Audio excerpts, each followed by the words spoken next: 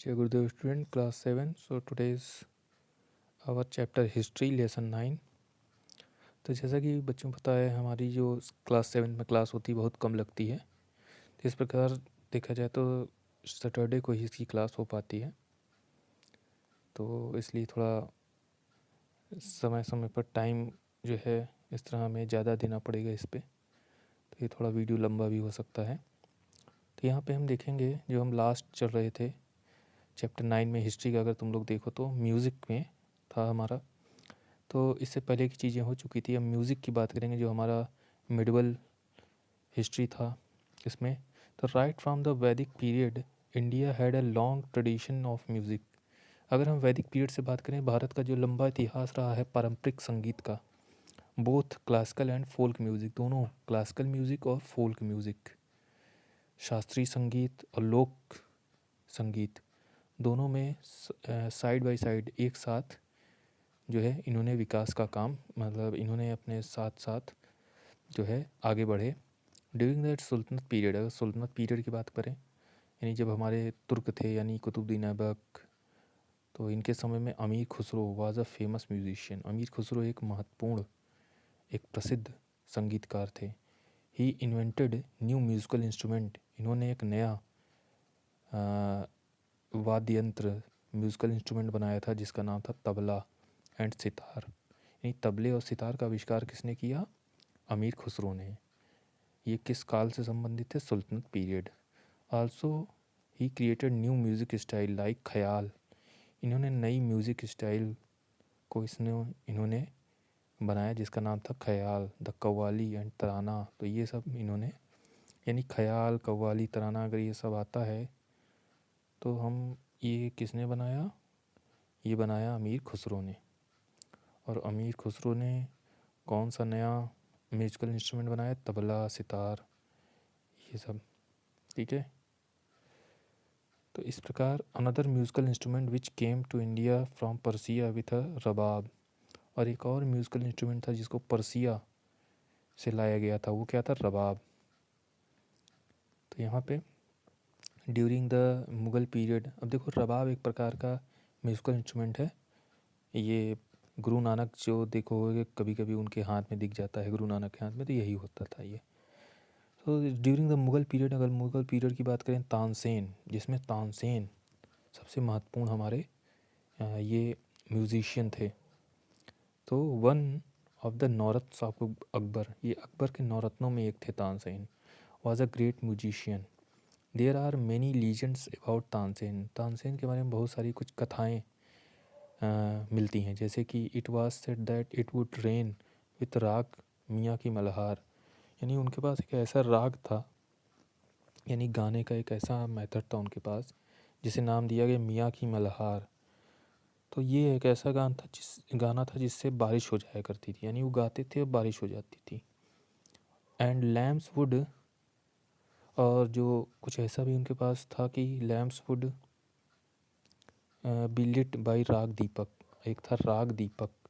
ये एक ऐसा गाना हुआ करता था जिससे वो गाते थे तो क्या होता था कि दीपक जलने लगते थे, दिए जलने लगते थे। सो इस प्रकार, इस तरह ये बहुत फेमस हुए। So he also developed new ragas, इन्होंने नए रागों को डेवलप किया जैसे मियाँ की मल्हार, मियाँ की Todi, but the famous ones, ये बहुत फेमस हुए। But ironically the notations of these rags could not be preserved, and as a result most of these rags have been lost forever। लेकिन देखा जाए बहुत ही दुखद ये रहा कि जो इतने भी राग थे इनको पूरी तरह से सुरक्षित नहीं रखा गया, और पूरी तरह से ये जो राग जो तानसेन ने दिए थे ये सभी खो गए हमेशा के लिए।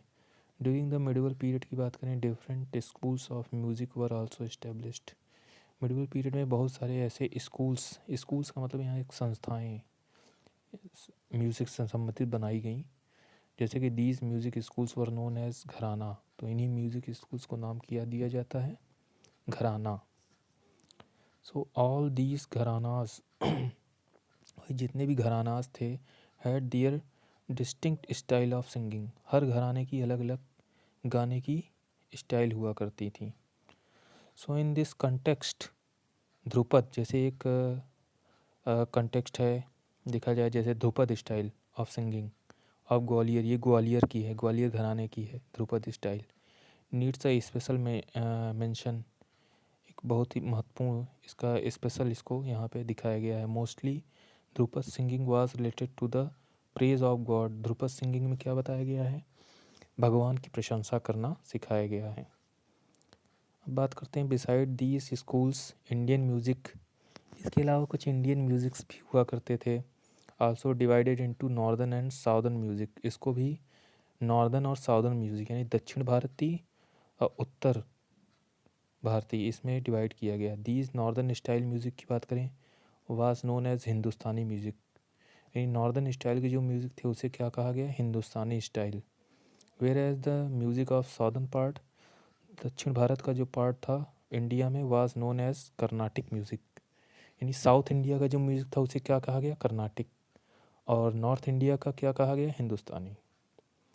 ड्यूरिंग द भक्ति पीरियड, अगर भक्ति पीरियड की बात करें, bhajans of Mirabai, Surdas and kirtans of Chaitanya Mahaprabhu introduce the from the devotional song. तो चैतन्य महाप्रभु इन्होंने भी कुछ डिवोशनल समर्पित, देवता को समर्पित गाने गाए। Besides the Delhi emperors, Delhi के जो सम्राट थे, इसके अलावा भी देखा जाए तो the regional rulers also patronise Indian music. हाँ, जैसे बाज बहादुर, हाँ ये सब थे। इसी प्रकार Baz Bahadur of Malwa and Adil Shahi sultans of Bijapur were some of them, तो इन्होंने भी म्यूज़िक को संरक्षण दिया। अब यहाँ पे बात करते हैं डांस की। तो डांस में भी देखा जाए तो during the Mughal period Kathak emerged as a prominent style of dancing. तो कथक जो था एक बहुत ही महत्वपूर्ण फेमस स्टाइल था डांस का, Kathak. The word Kathak comes from the word कथा। जो कथक वर्ड है ये किससे आया है? वर्ड से कथा से, यानी a word used in Sanskrit, ये वर्ड यूज़ किया जाता है संस्कृत में, and other languages for story, और जिसका दूसरी भाषा में मतलब होता है कहानी। तो कहानी यानी कथा से ही बना है Kathak. Later Kathak was divided into two school, बाद में कथक जो है दो भाग में डिवाइड हो गया। पहला द बनारस घराना एंड द दूसरा है Lucknow gharana, under the patronage of the last nawab of Awadh. जो लास्ट नवाब ऑफ अवध के थे लखनऊ, जो वाजिद अली शाह, ये भी कथक के काफ़ी, इनके समय में भी कथक हुआ करता था काफ़ी अच्छा, और ये भी खुद कथक अच्छे डांसर थे। The nawab not only patronise Kathak but was also himself as accomplished Kathak dancer, यानी स्वयं में ये कथक डांसर हुआ करते थे अच्छे। इसी प्रकार today the Kathak has been recognised as one of the 8 classical forms of dance. ये 8 जो क्लासिकल डांस है हमारे यहाँ, उसमें एक महत्वपूर्ण भूमिका निभाता है, यानी Kathak. At present Pandit Birju Maharaj and Sitara Devi are living Kathak diligents. तो पंडित बिरजू महाराज और सितारा देवी, ये जो हैं कथक लीजेंड्स माने गए हैं भारत के। तो बच्चों आज के लिए इतना ही, बाकी की क्लास अब नेक्स्ट टर्न पे जब भी होगी तो उस पर डिस्कस होगा। तो ये चैप्टर जो तुम लोग का चल रहा है लेसन 9, ये हिस्ट्री का ही काफ़ी बड़ा चैप्टर है, तो इसमें थोड़ा टाइम लगेगा। हालांकि लास्ट टर्न पे इसको ख़त्म कर देंगे हम नेक्स्ट टर्न पे। तो जय गुरुदेव, आज के लिए बच्चों इतना ही।